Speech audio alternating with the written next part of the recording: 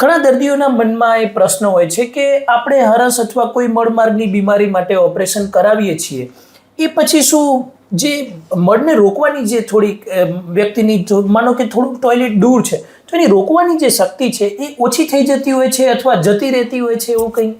ખૂબ સારો પ્રશ્ન ડૉક્ટર સાહેબ આપનો પ્રશ્ન એવો છે કે મળમાર્ગના ઓપરેશન બાદ શું વ્યક્તિનો મળ પરનો કાબુ જતો રહે છે? આપ કદાચ એવું પણ પૂછવા માંગતા હશો કે દર્દીએ ડાયપર પહેરીને ફરવું પડે. યસ. તો આ વાત ખૂબ ખોટી છે.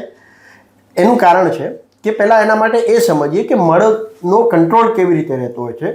તેના માટે મુખ્યત્વે બે મસલ્સ જવાબદાર છે જેને સ્ફિન્ક્ટર્સ કહેવામાં આવે છે. ઓકે. ઇન્ટરનલ એનાલ સ્ફિન્ક્ટર અને એક્સટર્નલ એનાલ સ્ફિન્ક્ટર. એ બંને એવી સ્નાયુઓ છે કે જે મળને કંટ્રોલ કરે છે. હવે એ બંનેની ઉપર એક મુખ્ય મોટો એક મસલ્સ છે યુ આકારનો, જેને પ્યુબોરેક્ટાલિસ કહેવામાં આવે છે અથવા તો એનો રેક્ટલ રિંગ કહેવામાં આવે છે. ઓકે.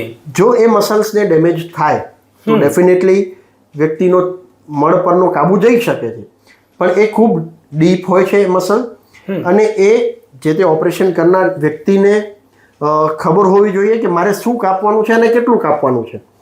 જો એ મસલ્સને કાપવામાં આવે તો થોડો કાબુ જઈ શકે, પણ એ આ બીમારીના નિષ્ણાત કોઈ ડૉક્ટર એ મસલ સુધી પહોંચતા નથી હોતા, અને ત્યાં પહોંચે ત્યાં કામ કરવાનું હોય તો ખૂબ સાવચેતીપૂર્વક કામ કરતા હોય છે, એટલે કાબુ જવાની શક્યતાઓ લગભગ નહિવત જેવી છે. અને અમને એવા કોઈ ખાસ દર્દીઓ જોવા પણ નથી મળતા હોતા કે અન્ય કોઈ ડૉક્ટરે ઓપરેશન કર્યું હોય અને એ વ્યક્તિનો કાબુ જતો રહ્યો હોય.